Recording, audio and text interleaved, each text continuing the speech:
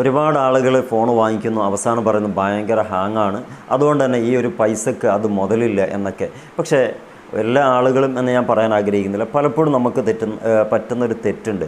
നമ്മൾ സാധാരണ അതിൻ്റെ പ്രൊസസ്സർ എന്താണെന്ന് നോക്കും, അതോടൊപ്പം തന്നെ അതിൻ്റെ ക്യാമറ പെർഫോമൻസ്, ക്വാളിറ്റി കാര്യങ്ങളൊക്കെ നമ്മൾ ശ്രദ്ധിക്കാറുണ്ട്.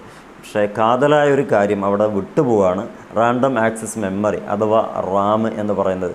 അതേപോലെ റോം, ഈ രണ്ട് കാര്യങ്ങൾ കൂടി ഡിപ്പെൻഡ് ചെയ്തിട്ടാണ് ഒരു ഫോണിൻ്റെ പെർഫോമൻസ് കാര്യമായി നമുക്ക് ലഭ്യമാകുന്നത്. അഥവാ ഈ ഒരു റാം 128 GB റോമും അതേപോലെ തന്നെ 8 GB റാമും ഉണ്ട് എന്ന് വിചാരിക്കുക. എങ്കിൽ അത് എങ്ങനെയുള്ള ഒരു കാറ്റഗറിയിൽപ്പെട്ടതായിരിക്കണം?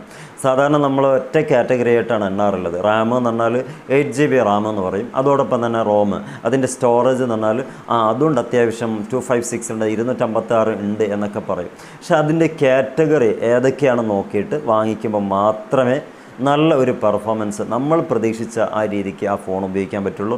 വളരെ ചുരുങ്ങിയ സമയത്തിനുള്ളിൽ ഇനി എടുക്കാൻ പോകുന്ന ഫോണിൽ എങ്ങനെയൊക്കെയാണ്, കേവലം 8 GB എന്നതിനും അപ്പുറം നമ്മൾ ഏതൊക്കെയാണ് ശ്രദ്ധിക്കേണ്ടത്? ഈ റാമിൻ്റെ കാര്യത്തിൽ തന്നെ 3 കാറ്റഗറി ഉണ്ട്. ഒന്ന് LPDDR4X എന്ന് പറയുന്നൊരു കാറ്റഗറി, രണ്ടാമത് LPDDR5X എന്ന് പറയുന്നതും, അതേപോലെ 5ഉം, അഥവാ 3 കാറ്റഗറി 5X, 5 അതുപോലെ 4. ഏറ്റവും ലോ ലെവൽ 20,000 താഴെയൊക്കെ വരുന്ന ഏകദേശം ഒരു ലോ ലെവൽ, ഞാനൊരു ഫിഗർ പറയുന്നില്ല, ആ ഒരു ലെവലിൽ വരുന്ന ആ ഫോണിന് നമ്മൾ ചോദിക്കും ഇതിന് എത്രയാണ് റാം? ആ ആൾ പറയും 8 GB റാം ഉണ്ട്, 256 റോമും ഉണ്ട് എന്ന് പറയും, സ്റ്റോറേജ് ഉണ്ട്, അടിപൊളി ഫോണാന്നൊക്കെ പറയും. പക്ഷെ നമ്മളവിടെ ഏറ്റവും നന്നായിട്ട് കമ്പനിയുടെ സൈറ്റിൽ കയറിയിട്ട് ഇതിൻ്റെ ഒരു മോഡൽ നമ്പർ അടിച്ചു കൊടുത്താൽ ഏത് ഐറ്റം റാമാണ് ഉപയോഗിച്ചത് എന്ന് മനസ്സിലാക്കാൻ പറ്റും. നന്നായിട്ട് ഏറെക്കുറെ നമുക്കിപ്പോൾ പ്രചാരത്തിലുള്ള മാക്സിമം ഫോണുകളിൽ നമ്മൾ ചെക്ക് ചെയ്ത് നോക്കുമ്പോൾ നമുക്ക് കിട്ടുന്നത് ഒരു ബഡ്ജറ്റ് ഫോണിൽ ലഭിക്കുന്നത് ഒരു മിനിമം ക്വാളിറ്റിയുള്ള LPDDR4X എന്നോ അല്ലെങ്കിൽ 4 ആയിരിക്കും. ഇതിൻ്റെ ഫുൾ ഫോം എന്താണെന്ന് വെച്ചാൽ low power double data RAM എന്നാണ്. അഥവാ ഏറ്റവും ലോ പവറിൽ കാര്യങ്ങളൊക്കെ എളുപ്പത്തിൽ കൈകാര്യം ചെയ്യാൻ വേണ്ടി ശ്രമിക്കുകയാണ്. പക്ഷേ അവിടെ 5X ഉണ്ട്, 5 ഉണ്ട്, 4 ഉണ്ട്, 4X ഉണ്ട്.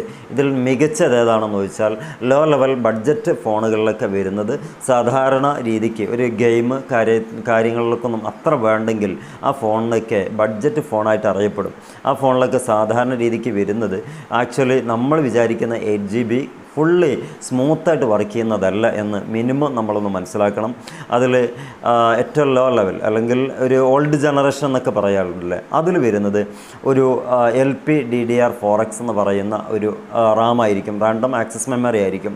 ഇനിയെങ്കിലും നമ്മൾ മനസ്സിലാക്കുക, കേവലം 8 GB റാം ഉണ്ട് എന്ന് പറയുന്നത് കൊണ്ട് അതിൻ്റെ പെർഫോമൻസ് നമുക്ക് ലഭ്യമായിക്കൊള്ളുന്നില്ല. അതിൽ സ്പീഡ് ഒരു ആവറേജ് സ്പീഡേ കിട്ടുള്ളൂ. അതുപോലെ ബാറ്ററി എഫിഷ്യൻസി എന്ന് പറയുന്നതും ഒരു ആവറേജ് നിലവാരത്തിൽ നമുക്ക് കാണാൻ കഴിയുള്ളൂ. ഗെയിമിംഗ് പെർഫോമൻസ് എന്ന് പറഞ്ഞാൽ ലോ ലെവലിലായിരിക്കും. അവിടെയാണ് നമ്മൾ 8 GB റാം ഉണ്ടായിട്ടും 256 സ്റ്റോറേജ് ഉണ്ടായിട്ടും എന്താ ഈ ഗെയിമൊക്കെ ഇങ്ങനെ എന്ന് ചോദിക്കുമ്പം ബഡ്ജറ്റ് ഫോൺ എടുക്കുന്ന ആളുകൾ കമ്പനി അത്രയേ വെക്കുന്നുള്ളൂ എന്ന് ചുരുക്കം. രണ്ടാമത് ഒരു മീഡിയം അഥവാ ഒരു അത്യാവശ്യം തിരക്കുള്ള ഹൈ എൻഡായിട്ട് ഫ്ലാഗ്ഷിപ്പ് ഫോണിലേക്ക് എത്തുമില്ല, 1-1.5 ലക്ഷം രൂപ അല്ലെങ്കിൽ 90,000 രൂപ കൊടുക്കാൻ നമ്മുടെ കയ്യിലില്ല. 20ൻ്റെ മുകളിലോട്ട് നമുക്ക് ആവശ്യം നല്ല ഒരു തിരക്കിടില്ലാത്ത ഫോൺ കിട്ടണം. എന്നാൽ അത്തരം ഫോണുകളിൽ ഉപയോഗിക്കുന്ന റാമിൻ്റെ ഒരു കാറ്റഗറി എന്ന് പറയുന്നത് LPDDR5 എന്നുള്ളതും അല്ലെങ്കിൽ 5X അഥവാ ഫ്ലാഗ്ഷിപ്പിലേക്ക് പോകുമ്പോൾ 5X വരും. LPDDR5 എന്ന് പറയുന്നത് അത്യാവശ്യം തിരക്കുകളില്ലാത്ത പെർഫോമൻസ് നമുക്ക് കാഴ്ചവെക്കാൻ കഴിയും. അഥവാ നമുക്ക് ആ ഫോണിൽ പെർഫോമൻസ് കാണാൻ കഴിയും, അനുഭവിക്കാൻ കഴിയും. ഒന്നാമത് അതിൻ്റെ സ്പീഡ് ഫാസ്റ്റായിരിക്കും. അഥവാ മാക്സിമം എന്നല്ല, കുറച്ച് ഈ ഫ്ലാഗ്ഷിപ്പ് ഫോണിനെ അപേക്ഷിച്ച് കുറച്ച് താഴെയായിരിക്കും. അതേപോലെ തന്നെ LPDDR5ൻ്റെ ആ റാം ഉപയോഗിക്കുന്ന ഫോണിൻ്റെ മറ്റൊരു മികച്ച പ്രത്യേകത ബാറ്ററി പെട്ടെന്ന് തീർന്നു പോകില്ല. നമ്മൾ പറയും ലോ ലെവലുള്ളതിന് 7200 ബാറ്ററി ഉണ്ട്, ഇതിനാണെങ്കിൽ 6500 ഉള്ളൂ, ഇതെന്തേ തീരാത്തത് എന്ന് നമുക്ക് പലപ്പോഴും സൂചന അല്ലെങ്കിൽ തോന്നാറുണ്ട്. അവിടെയാണ് ഈ റാമിൻ്റെ പ്രത്യേകമായിട്ടുള്ളൊരു ഒരു ഭാഗം അവർ ചെയ്യുന്നത്. ആ കമ്പനി ചെയ്ത് വെച്ചിരിക്കുന്ന ബാറ്ററി എഫിഷ്യൻസി എന്ന് പറയുന്നത് ബെറ്ററാണ്. കുറേയും കൂടിയും ബഡ്ജറ്റ് ഫോണിലുള്ള 8 GB റാം ഉണ്ടായിട്ടും വേഗം ബാറ്ററി തീരുന്നു. മുകളിൽ മിഡിൽ ക്ലാസ്സിലിരിക്കുന്ന അത്യാവശ്യം തിരക്കേടില്ലാത്ത LPDDR5 എന്ന് പറയുന്ന റാം ഇൻബിൽഡ് ചെയ്തിട്ടുള്ള അല്ലെങ്കിൽ ഉൾക്കൊള്ളിച്ചിട്ടുള്ള ഫോണിൽ മറ്റേ ലോ ലെവൽ ഫോണിനെ അപേക്ഷിച്ച് ബാറ്ററി എഫിഷ്യൻറ്റ് കുറച്ചുകൂടി കൂടി കിട്ടും. അതുപോലെ ഗെയിമിംഗ് പെർഫോമൻസ് അടിപൊളിയായിരിക്കും, ഫാസ്റ്റർ ആയിരിക്കും. ഇതാണ് ലോ ലെവലിൽ നിന്ന് അല്പം ഒന്ന് മുകളിലോട്ട് കയറിയാൽ ഒരു രൂപ വെച്ച് നോക്കുകയാണെങ്കിൽ 40,000 ലെവലിലൊക്കെ പോരുന്ന ഒരു ഫോണിൻ്റെ കാഴ്ചപ്പാട്. നെക്സ്റ്റ് ഫ്ലാഗ്ഷിപ്പ് ഫോണിനെ കുറിച്ചാണ് നമ്മൾ പറയേണ്ടത്. ശരിക്കും അവിടെ ഉപയോഗിക്കുന്ന ആ റാം എന്ന് പറയുന്നത് വളരെ കണ്ണിങ് ആയിരിക്കും. മാത്രമല്ല ഒരുപാട് പണികളൊക്കെ വളരെ പെട്ടെന്ന് എടുത്ത് തീർന്ന ഒരു ചൂടാകലോ അല്ലെങ്കിൽ ബന്ധപ്പെട്ട കാര്യങ്ങളോ നമുക്കൊരു ബോറടിപ്പിക്കാത്ത രൂപത്തിൽ ആ റാൻഡം ആക്സസ് മെമ്മറി നമുക്ക് അത് വളരെ നല്ല ഒരു അനുഭവം നൽകും. അത്തരം കാറ്റഗറിയിലുള്ള ഫോണുകൾ ഉപയോഗിക്കുന്ന റാമിൻ്റെ കാറ്റഗറി എന്ന് പറയുന്നത് LPDDR5X എന്ന് പറയുന്ന ആ ഒരു ലെവലിലുള്ളതാണ്. ഏറ്റവും ലേറ്റസ്റ്റ് ആയിരിക്കും, ഫാസ്റ്റസ്റ്റ് ആണ്. അപ്പോൾ ഇപ്പം നിലവിൽ XT5T എന്നൊക്കെ പറഞ്ഞിട്ടുള്ള ആ റാമുകളൊക്കെ വന്ന് തുടങ്ങിയിട്ടുണ്ട്. പക്ഷേ സാധാരണയായിട്ട് നമ്മുടെ കൈകളിലുള്ളത് 5X ആയിരിക്കും റാം. അഥവാ ഇപ്പം നിലവിൽ ഫ്ലാഗ്ഷിപ്പ് ഫോണെന്ന് പറയുന്നത് ഒരു 90,000, 80,000, 130, 120 ആ ലെവലിലുള്ളതാണല്ലോ നമുക്കറിയാം. അവിടെയൊക്കെ നമ്മൾ ശ്രദ്ധിക്കുക ഈ ക്യാമറ എങ്ങനെയുണ്ട്, അതുപോലെ തന്നെ ആ പ്രൊസസ്സർ എങ്ങനെയുണ്ട്, സ്നാപ് ഡ്രാഗനാണോ അല്ല അതുമായിട്ട് ബന്ധപ്പെട്ട ഏതെങ്കിലും ചാത്തനാണോ, ഇതൊക്കെ നമ്മൾ വളരെ കുശാഗ്രഹമായിട്ട് ചിന്തിക്കും. പക്ഷേ അടിയിൽ നമ്മൾ കുടുങ്ങിക്കിടക്കുന്ന ഹാങ് ആവുന്ന ഏറ്റവും പ്രധാനപ്പെട്ട ഒരു വിഷയം ഈ റാമിൻ്റെ കാറ്റഗറൈസ് ചെയ്തിട്ട് നമുക്ക് നൽകിയ ഫോണിലുള്ള റാം ഏതാണെന്ന് നോക്കലാണ്. ഹാങ് അല്ലാതിരിക്കാൻ ഏറ്റവും നല്ലത് 5 5X ആകണം. 5X ആകുമ്പോൾ ഫ്ലാഗ്ഷിപ്പിലാണ് സാധാരണയായിട്ട് വരുന്നത്, മനസ്സിലാകുന്നുണ്ട് എന്ന് ഞാൻ കരുതുന്നു. ഫോൺ എടുക്കാൻ പോകുന്നവരൊക്കെ ഒന്ന് ശ്രദ്ധിക്കുക. സ്പീഡ് ഫാസ്റ്റസ്റ്റ് ആയിരിക്കും എന്ന് പറഞ്ഞാൽ അപാര ഫാസ്റ്റസ്റ്റ് എന്ന് പറഞ്ഞാൽ ആപ്പിൾ ഫോണിൻ്റെ അത്ര ഫാസ്റ്റ് കിട്ടില്ല. iOSൻ്റെ പ്ലാറ്റ്ഫോമിൽ കസ്റ്റം ചെയ്തിട്ടുള്ള മറ്റ് കുറച്ച് കാര്യങ്ങളൊക്കെ അവരുടേതായ രീതിക്ക് നീക്കുപോക്ക് നടത്തിയിട്ടാണ് ആപ്പിൾ ഫോൺ ഉപയോഗിച്ചത്. എന്നാൽ അതിനപേക്ഷിച്ച് കുറച്ച് താഴെയും എന്നാൽ ലോ ലെവലിലും മിഡിൽ ക്ലാസ്സിലും നിൽക്കുന്നതിനേക്കാൾ മികച്ച ഒരു പെർഫോമൻസും LPDDR5X എന്ന് പറയുന്ന റാം സെറ്റ് ചെയ്തിട്ടുള്ള ഫോണിൽ നിന്ന് നമുക്ക് ലഭിക്കും. അതുപോലെ ബാറ്ററി എഫിഷ്യൻസിൻ്റെ ഭാഗം നോക്കുകയാണെങ്കിൽ ബെറ്റർ ആയിരിക്കും. മാത്രമല്ല അവിടെ ബെസ്റ്റ് എന്ന അല്ലെങ്കിൽ താഴത്തെയും തൊട്ട് മുകളത്തെയും അപേക്ഷിച്ച് ബാറ്ററി എല്ലാത്തിനും ഒരുപോലെ നമ്മൾ കാണും. 7200, 7200, 7200 ആദ്യം തീരുന്ന ലോ ലെവൽ കമ്പനിയുടെ ലോ ലെവൽ റാം ഉപയോഗിച്ച ആ ഫോണിൻ്റെ ബാറ്ററി ആയിരിക്കും. പിന്നെ തീരുന്നത് തൊട്ട് മുകളിലുള്ള ആ ഒരു ഫോണിൻ്റേതായിരിക്കും. മാക്സിമം എല്ലാത്തിൻ്റെയും ബാറ്ററി കപ്പാസിറ്റി 7000 ആണെങ്കിൽ 7200 ആണെങ്കിലും ഇത് പെട്ടെന്ന് തീരുന്നത് എന്തുകൊണ്ടാണെന്ന് വെച്ചാൽ അതിൻ്റെ ഉള്ളിലുള്ള അവർ കമ്പനി കൊടുത്തിട്ടുള്ള ആ റാമിൻ്റെ കാറ്റഗറി വെച്ചിട്ടാണ് നോക്കാൻ പറ്റും. ഇനി ഗെയിമിംഗ് പെർഫോമൻസ് LPDDR5Xൻ്റെ കാര്യം പറയുകയാണെങ്കിൽ അടിപൊളിയായിരിക്കും. ഇതിൻ്റെ മുകളിൽ 5T എന്ന് പറഞ്ഞിട്ടും TX പറഞ്ഞിട്ടും രണ്ടെണ്ണം ഗവേഷണം നടത്തിക്കൊണ്ടിരിക്കുന്നുണ്ട്. അതിനെക്കുറിച്ച് ആ വരുന്ന സമയത്ത് നമുക്ക് സംസാരിക്കാം. ഇത്രയും കാര്യങ്ങളാണ് റാമിനെ കുറിച്ച് നമുക്ക് പറയാനുണ്ടായിരുന്നത്. ഇനി റോം നമുക്കറിയാം, ഒരു മൊബൈലിൽ നമ്മൾ കൊടുക്കുന്ന ഫയലുകൾ, ബന്ധപ്പെട്ട ഫോട്ടോസുകൾ, ഇമേജുകൾ, ടെക്സ്റ്റുകൾ എല്ലാം ഒന്ന് ഒതുക്കി വെക്കുന്നത് നമ്മുടെ സ്റ്റോറേജുകളിലാണ്. മാക്സിമം നമ്മളും അവിടെ ശ്രദ്ധിക്കാറുണ്ട്. 128, 128 പകരം 256 ആണ് എടുക്കാറുള്ളത്. 256 എടുത്തിട്ടും പഴയ ചില ഫോണിനെ അപേക്ഷിച്ച് എൻ്റെ ഈ ഫോൺ പെട്ടെന്ന് നിറഞ്ഞു പോകുന്നുണ്ടല്ലോ എന്നൊരു തോന്നൽ ഒരുപക്ഷെ വരാറുണ്ട്. മാത്രമല്ല ചില ഒരു ഘട്ടത്തിൽ നമുക്ക് തോന്നുന്നൊരു കാര്യമുണ്ട്, പകുതി നിറയുമ്പോഴേക്ക് ആകെ ഹാങ്ങായല്ലോ അനുഭവിച്ചവരുണ്ടാകും. എന്നാലോ സുഹൃത്ത് വാങ്ങിയ ആ ഫോണിന് പകുതി നിറഞ്ഞു, അതിൻ്റെ മുകളിൽ നിറഞ്ഞാൽ അഥവാ 256 സ്റ്റോറേജ് ഉണ്ടായിട്ട് അവിടെ ആകെ ബാലൻസ് ഉള്ളത് 3 GB മാത്രമായിരിക്കും. അത് ബാക്കിയെല്ലാം ഉപയോഗിച്ചിട്ടുണ്ടാവും. എന്നാൽ തൊട്ട് താഴെ കിടക്കുന്ന നമ്മുടെ കയ്യിലുള്ള ഫോണിന് ഉപയോഗിച്ചതാകെ 50 GB ആയിരിക്കും. അതിൽ ബാക്കിയുള്ളത് അങ്ങനെ തന്നെ അവിടെ ഉണ്ടാവും. എന്നിട്ട് ഈ 50 GB താങ്ങാൻ പറ്റാതെ ഫോൺ ഹാങ്ങായി കളിക്കുന്നത് പലപ്പോഴും നമ്മുടെ ശ്രദ്ധയിൽ വന്നിട്ടുണ്ടാവും. അവിടെയാണ് ഈ റോമിനും സ്റ്റോറേജിനും ഈ വലിയ ആ കാറ്റഗറി കമ്പനി കൊടുത്തിട്ടുണ്ട്. അത് ഏതൊക്കെയാണെന്നുള്ളത് നമുക്ക് നോക്കാം. UFS ആണ്. UFS എന്ന് പറഞ്ഞാൽ തന്നെ യൂണിവേഴ്സൽ ഫ്ലാഷ് സ്റ്റോറേജ് എന്നാണ് ഇതിൻ്റെ ഒരു ഫുൾ ഫോമായിട്ട് വരുന്നത്. അതിൽ 3 കാറ്റഗറി ഇപ്പം നിലവിൽ മാർക്കറ്റിൽ അവൈലബിൾ ആയിട്ടുള്ള ഫോണുകൾ നമുക്ക് കാണാൻ പറ്റും. അതിൽ UFS 2.2 ആണ് ഒന്നാമതുള്ളത്. അതിൽ സ്പീഡ് സ്ലോ ആയിരിക്കും, അഥവാ പെട്ടെന്നും എടുത്ത് കിട്ടുന്ന രീതി ഉണ്ടാവില്ല. ഒന്നൊന്ന് മിന്നും, അഥവാ ഒന്ന് സ്ലോ മോഷൻ കാണിക്കും. രണ്ടാമത് ഫയൽ ട്രാൻസ്ഫറിൻ്റെ കാര്യം വെരി സ്ലോ ആയിരിക്കും. വെരി സ്ലോ എന്ന് പറഞ്ഞാൽ മറ്റ് ഫോണുകളൊക്കെ കണ്ട നമുക്ക് വെരി സ്ലോ ആയിട്ട് അനുഭവിക്കുക. കാരണം അതിൽ UFS എന്ന് പറയുന്നത് 2.2 എന്ന വെർഷൻ ആയിരിക്കും. നെക്സ്റ്റ് ഗെയിമിംഗ് ലോഡിങ് ഭയങ്കര ഭയങ്കര ലോങ്ങർ ആയിരിക്കും. കാരണം അത്ര കണ്ടിട്ടൊന്നും അതിൽ ഗെയിം കളിക്കാൻ കഴിയില്ല. ഇതൊരു ബഡ്ജറ്റ് ഫ്രണ്ട്ലി ഫോണായിരിക്കും. അപ്പോൾ എന്താണെങ്കിലും കുഴപ്പമില്ല, നീളം ഇത്ര ഉണ്ടല്ലോ, വീതി ഇത്ര ഉണ്ടല്ലോ, കുഴപ്പമില്ല, 8 GB റാമും ഉണ്ട്, 256 അതേപോലെ സ്റ്റോറേജ് ഉണ്ട്, നമുക്കിത് മതിയല്ലോ എന്ന് കരുതി എടുക്കുന്ന ആളുകൾ ഈ ഒരു ഘട്ടം മനസ്സിലാക്കി വെക്കുക.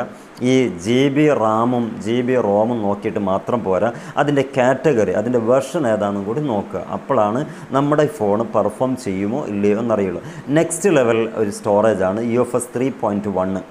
ആദ്യത്തേത് 2.2, നെക്സ്റ്റ് 3.1. അതിലാകുമ്പോൾ സ്പീഡ് അത്യാവശ്യം തിരക്കേടില്ലാത്ത ഒരു സ്പീഡ് നമുക്ക് കാണാൻ പറ്റും. ഫയൽ ട്രാൻസ്ഫറും അത്യാവശ്യം ഫാസ്റ്റായിട്ട് തന്നെ കൈകാര്യം ചെയ്യാൻ പറ്റും. ഒരു 40-50 ഇടയിലുള്ള ഒരു എമൗണ്ടിൽ വാങ്ങിക്കാൻ കിട്ടുന്ന ഫോണിൽ നമുക്കങ്ങനെയൊക്കെ ഉപയോഗിക്കാം. ഗെയിം ലോഡിംഗ് ആണെങ്കിലും അത്യാവശ്യം ഫാസ്റ്റായിരിക്കും. കമ്പനി ഇറക്കുന്ന ഈ കാര്യങ്ങളിലാണ് നമ്മളിത് നോക്കിയിട്ട് കാര്യമുള്ളൂ. ചാത്തൻ ഫോണിൽ ഒരുപാട് കാര്യങ്ങളൊക്കെ കടത്തിക്കൂട്ടി വെക്കാൻ പറ്റും. കാണാനൊക്കെ അത്യാവശ്യം തിരക്കേടില്ല, വീതിയും നീളമൊക്കെ ഉണ്ടാവും, എഴുതി വെച്ചിട്ടുണ്ടാവും. പക്ഷേ എബൌട്ട് ഫോൺ നോക്കിയാൽ അവിടെ ഉണ്ടായി 8 GB 256 എന്നൊക്കെ പറയുന്നുണ്ടാവും. പക്ഷേ അതിൻ്റെയൊക്കെ ഉള്ളിൻ്റെ ഉള്ളിൽ ഒരു കളി നടക്കുന്നുണ്ട്. ഇതിൻ്റെ കാറ്റഗറി മാറ്റുക എന്നുള്ളതാണ്. അതാണ് മിക്ക ചാത്തൻ ഫോണുകളിലും ഉണ്ടാകുന്നത്. അതുകൊണ്ട് ദയവ് ചെയ്ത് കോപ്പി ഫോൺ വാങ്ങാതിരിക്കുക. ഇങ്ങനെയൊക്കെയുള്ള ഒരു കാര്യങ്ങളൊക്കെ ഉണ്ടാകുക. ആപ്പിൾ ഫോണാണെങ്കിലും ഇത്തരം വിഷയങ്ങളിൽ വളരെ കൂടുതൽ കോപ്പി ഫോണുകൾ ഇറങ്ങുന്നുണ്ട്. കസ്റ്റം ചെയ്ത് കമ്പനിയുടേതായിട്ടുള്ള ഒപ്റ്റിമൈസ് ചെയ്തിട്ട് വരുന്ന കമ്പനിയുടെ തന്നെ ആയിട്ടുള്ള ഫോണിൽ കിട്ടുന്ന ഒരു പെർഫോമൻസ് ഒന്നും ഒരിക്കലും കോപ്പി ഫസ്റ്റ് സെക്കൻഡ് എന്നും പറഞ്ഞ കുറേ ഇറങ്ങുന്നുണ്ടല്ലോ, അതിലൊന്നും എവിടെയും കിട്ടില്ല. കാരണം 8 GB എന്നും 256 എന്നും അല്ലെങ്കിൽ 1 TB എന്നൊക്കെ കാണിക്കും. പക്ഷേ അതിൻ്റെ ഒരു പെർഫോമൻസോ നമുക്കൊന്നും കിട്ടില്ല. കാരണം കാറ്റഗറൈസ് ചെയ്തിട്ടുണ്ട്.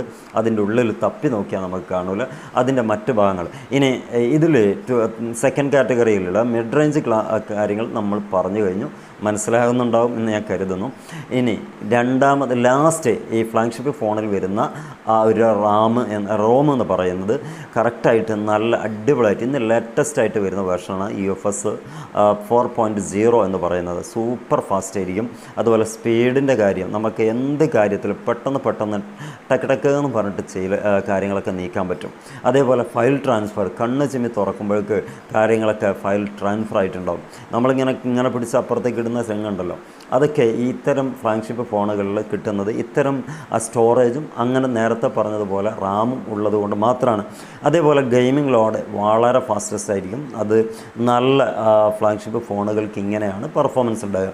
ഇനി നമ്മൾ പോയി വാങ്ങിക്കുന്ന സമയത്ത് ഇതൊന്ന് ചെക്ക് ചെയ്യണം. ചെക്ക് ചെയ്യാൻ ഏറ്റവും നല്ല മാർഗ്ഗം ഏതാണ് അതുകൂടി പറയണമല്ലോ. കമ്പനിയുടെ തന്നെയായിട്ട് സൈറ്റ് കയറിയിട്ട് ഈ ഫോണിൻ്റെ കവറുമിൽ എഴുതിയിട്ടുണ്ടാകും, മോഡൽ നമ്പർ എഴുതിയിട്ടുണ്ടാകും. അത് വെച്ചിട്ടൊന്ന് ട്രാക്ക് ചെയ്താൽ മതി. കാര്യങ്ങളൊക്കെ ഭംഗിയായിട്ട് അതിൽ 1 by 1 ആയിട്ട് കൊടുത്തിട്ടുണ്ടാവും. അല്ലാതെ നമ്മുടെ ബോക്സിൽ കാണിക്കുക എത്രയാണ് റാം, ഏതാണ് പ്രോസസ്സർ, അതുപോലെ തന്നെ റോം ഏതാണെന്നുള്ളത് കാണിക്കുള്ളൂ. 8 GB ഉണ്ടാവും, 256 ഉണ്ടാവും, അല്ലെങ്കിൽ 1 TB വരെയൊക്കെ നമുക്ക് എഴുതി കാണിച്ചേക്കാം. പെർഫോമൻസ് വേണോ, നീളവും വീതിയും അതേപോലെ ഈ സുന്ദരക്കുട്ടനായിട്ട് കാണുന്നതും പോരാ. കാര്യമായിട്ട് അതിൽ വേണ്ടത് നമ്മുടേതായിട്ടുള്ള കാറ്റഗറിയിൽ ഏതാണ് ഇവർ ഉപയോഗിച്ചത് എന്ന് നല്ല രീതിക്ക് മനസ്സിലാക്കണം. ആപ്പിളിൻ്റെ ഫോൺ വളരെ വ്യത്യസ്തമാണ്. അവർ iOS പ്രത്യേകം ഒപ്റ്റിമൈസ് ചെയ്ത് മികച്ചതാക്കിയതായതുകൊണ്ട് തന്നെ അവിടെ റാമെന്നോ റോമെന്നോ ഒക്കെ നമ്മൾ പറയുന്നുണ്ടെങ്കിൽ റാമിൻ്റെ കാര്യത്തിൽ അത്ര കണ്ടെടുത്ത് പറയലില്ല. സ്റ്റോറേജിൻ്റെ കാര്യം നമ്മൾ നോക്കാറുണ്ട്. 1 TB ആക്കാൻ പറ്റുമോ? ആപ്പിൾ ഫോണിന് നമുക്ക് എന്ത് ചെയ്യാം, 1 TB സ്റ്റോറേജ് ഒക്കെ ആക്കുന്നതിന് യാതൊരു കുഴപ്പമില്ല. പക്ഷേ അതിൻ്റെയൊക്കെ മുമ്പ് നമുക്കിത് താങ്ങാൻ പറ്റുമല്ലോ. വളരെ ലോ ലെവലിലുള്ള ആപ്പിൾ ഫോൺ വാങ്ങിച്ചിട്ട് 1 TB സ്റ്റോറേജ് കൊടുത്താൽ മൊത്തത്തിലൊരു കഷപിശ ഉണ്ടാകും എന്നുള്ളത് നമ്മളൊന്ന് മനസ്സിലാക്കി വെക്കുക. ഈ വീഡിയോ ഉപകാരപ്പെട്ടു എന്ന് ഞാൻ മനസ്സിലാക്കുന്നു. നിങ്ങളുടെ അഭിപ്രായങ്ങൾ, നിരൂപണങ്ങൾ, കാര്യങ്ങളൊക്കെ ഒന്ന് കമൻറ്റായി രേഖപ്പെടുത്തുക. സപ്പോർട്ട് ചെയ്യാൻ പറ്റുന്ന ആളുകൾ സപ്പോർട്ട് ചെയ്യുക. ഈ കാര്യങ്ങളൊക്കെയാണ് നമ്മൾ ചർച്ച ചെയ്തുകൊണ്ടിരിക്കുന്നത്. നല്ലൊരു വിഷയവുമായി വീഡിയോ കാണുന്നത് വരെ മറ്റ് വീഡിയോ അഥവാ ഏത് ലെവലിലുള്ള ഫോണുകൾക്കാണ് ഇങ്ങനെയുള്ള റോമുള്ളത് മാത്രമല്ല 20,000 രൂപയിൽ തന്നെ ഘട്ടം നമുക്കറിയാമല്ലോ. 20,000 രൂപയിൽ എടുക്കാൻ പറ്റുന്ന ആൾക്ക് അതിൽ എടുക്കാൻ കഴിയുള്ളൂ. അതിൽ തന്നെ ഏത് കമ്പനിയുടെ ഫോണാണ് അത്യാവശ്യം മികച്ചു നിൽക്കുന്നത് എന്നൊരു കമ്പാരിസൺ വീഡിയോ, ഒരു പരമ്പരയാണ് ചെയ്യാൻ ഉദ്ദേശിക്കുന്നത്. ഇതിനത്രയോ നോക്കിയിട്ടാണ് ആപ്പിൾ ഫോൺ എടുത്തത്. നേരത്തെ ഇത്ര കാലം ഉപയോഗിച്ചത് ഈ ആൻഡ്രോയിഡ് ഫോണാണ്. പക്ഷേ ആപ്പിളും ആൻഡ്രോയിഡും നല്ല വ്യത്യാസം ഉണ്ടാവും. എന്നാലും ഈ എടുക്കുന്നതിന് മുമ്പ് ഈ കാര്യങ്ങൾ ഓരോ കമ്പനിക്കും ഒരു സ്റ്റാൻഡേർഡ് ആയിട്ടുള്ള പ്രൈസ് റേഞ്ച് ഉണ്ടാവും. ആ റേഞ്ചിൽ മികച്ച നിൽക്കുന്നത് ഏതാണ്, വിവോ ആണോ, ഓപ്പോ ആണോ, അതല്ലെങ്കിൽ ഷിയോമി ആണോ, ബന്ധപ്പെട്ട ഹോണറാണോ, ഏതൊക്കെയാണോ നമുക്ക് റെഡ്മി കിട്ടി, അതിലൊക്കെ ഏതാണ് ബെറ്റർ എന്നുള്ളത് നമുക്കൊന്ന് ഒരു വീഡിയോ ചെയ്യാം. അപ്പം എടുക്കുന്നതിന് മുമ്പ് ആലോചിക്കുക. എടുത്തു കഴിഞ്ഞിട്ട് നമുക്കൊരു സെക്കൻഡ് വില എന്ന് പറയുന്നത് വളരെ ചീപ്പായിരിക്കും. നമുക്കറിയാം ഫോണിന് തിരിച്ചു കൊടുക്കാൻ പറ്റാത്ത സ്ഥിതിയിലാണ് അവർ കടക്കാർ വില പറയുക സെക്കൻഡ് ഫോണിന്. അപ്പോൾ എല്ലാവർക്കും നല്ലത് വരട്ടെന്ന് ആശംസിക്കുന്നു. Wish you all the best. Good bye.